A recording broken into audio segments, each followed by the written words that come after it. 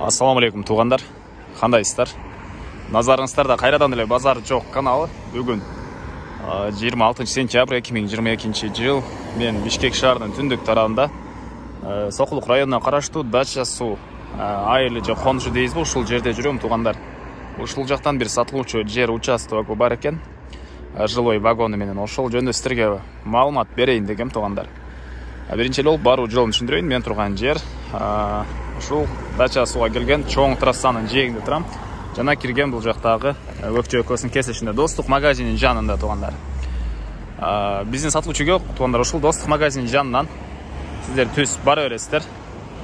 Бул көчө менен түз эле кирип, биринчи көчө менен Достук магазин жанындагы көчө менен оң тарапка бурулганыңыздарда 200-150 метрдей болжол менен аралыкта сатылуучу участогубуз жайгашкан. Жана ал жака сиздер бир аз ылдыйраак бар, ал жак менен деле кирсеңиздер болот, кааласаңыздар бул жак менен деле кирсеңиздер болот. Достук жана Айпери магазиндерине ориентир алып бара бересиздер туғандар. Анан бул жерге чейин шаардын өзүнөн көптөгөн маршруткалар келет туғандар. Көптөгөн маршруткалар по пути машиналар келип кетет. Кенен күндүн кайсы сааты болбосун кенен маршрутка токтогон учурда деле шаардан по пути машиналар көп туғандар. Мына ушундай. Анда мен сатылуучу үйгө карай жол алдым. Сиздер лайктан басып, өз оюңуздарды комментарийге жазып туруңуздар. Мынакей туғандар, келүү жолун түшүндүргөнчө бүгүнкү чыгышта сатылуучу жер участогуна да жетип келип калдым. Туғандар, мынакей бул жерде көчө тарабы мына ушундай көрүнүштө. Түштүк чек арасы бул забор бүткөн жерден башталат. Түндүк чек арасы туғандар бул жактагы кошунанын заборуна чейин болуп калат. Бул жака чейин. Жалпысан жерин аянты 5 соток.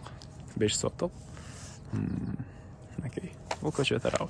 Анан мен азыр бул жактан сиздерге Достук магазин жактан ориентир алып көргөзүп келдим. Сиздер кааласаңыздар, мынакей жол бул жерден бир 50-70 метрдей эле аралыкта. Мынакей биринчи участок, кийинки участок, эки участоктон кийин эле жол бул жактан деле мындайдан барсаңыздар 50-70 метрдей эле аралыкта жанакы чоң трасса жайгашкан туғандар. Бат эле чыгып кете аласыздар бул жак менен.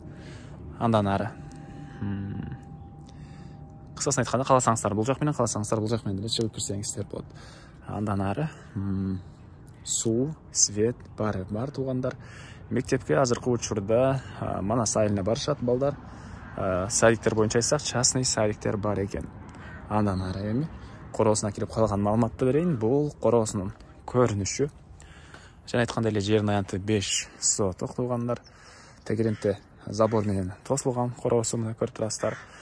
Түштүктөрүндө теректер, батыштөрүндө ал жакта шабдалы, алма жана башка мөмөгө кирген жаш бактар бар экен туғандар. Быйыл жакшы эле мөмө салды деп айтып атат үй ээси. Анан бул жакта батыш түштүктөрүндө туғандар вагон тышкы тараптан утилизация этилген. 3 жылдан бери ээси өзү ошол жерде жашайт экен. Азыр видеонун жүрүшүндө анын деле ички тараптарын көргөзүп, маалыматтарын берем туғандар. Мына ушундай, бул жакта үйдүн тышкы тарабындагы жаткана баары бар.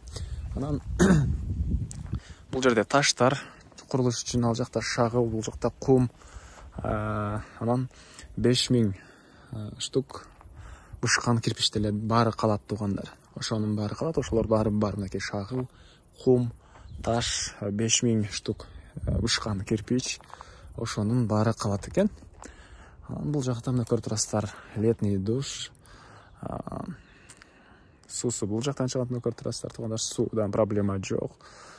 Мына ушундай.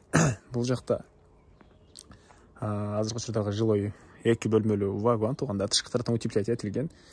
Кышында жылуу, жайында салкын. Үй ээси өзү 3 жылдан бери ушул жерде жашайт экен туғандар. Келип өзүңүздөр деле байкап көрсөңүздөр болот. Азыр ички тарабын көргөзөм. Алды тарабында мондай чакан навес туғандар. Бул жерден түз кирсек,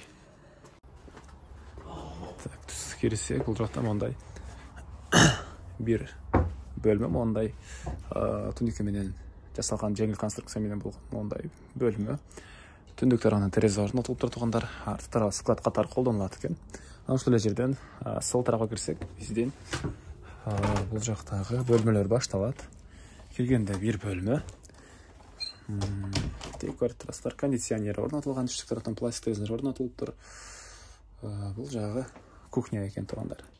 Кухня ушул жерден сол тарапка бурулсак, бул жакта дагы бир бөлмө бар. Окей. Түндүк кармана терезе орнотулуптур. Тышкы тараптан утепление этилген туугандар, бул вагонубуз. Вагон өзү деле негизи кымбат турат дейт туугандар. Такпасында. Негизи өзү деле кымбат эле турат дейт. Аны деле эсепке алсаңыздар болот. Эми короосуна чыгып калган маалыматты берейин туугандар. Мен кайра эле короосундамын туугандар. Ушундай 5 сотка болгон участок туугандар. Бардык жерлер бош. Каласа алсаңыздар, кошуналар сыяктуу чоң үйдү өзүңүздөр каалагандай проект менен, ал бурчунабы же бул бурчунабы өзүңүздөрдүн вкусуңуздар менен салсаңыздар болот туугандар. Мына ушундай бош жер. Эмне маалымат калды туугандар?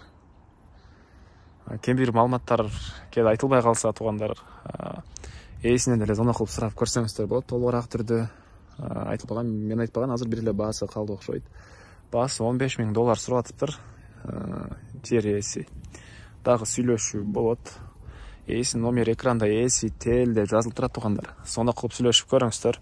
Сүйлөшүү болот. Анан достор менен, группалар менен ушул видеону бөлүшсөңүздөр, мага бул жердин ээсине жана кимди бир ушул сыяктуу жер издеп жүргөн болсо, ошол адамга чоң жардам берген болсо, негизи жер издөө деле туугандар бир жумуш, адамга бир аз убакыт кетет. Ошого бөлүшүп койсоңуздар, ушул бир аз жеңилдик кылган болосуздар ушул жер издегендерге. Андыктан группалар менен бөлүшүп коюңуздар. Анда мен сиздер менен коштошом. Кийинки чыгарышка чейин саламатта калыңыздар.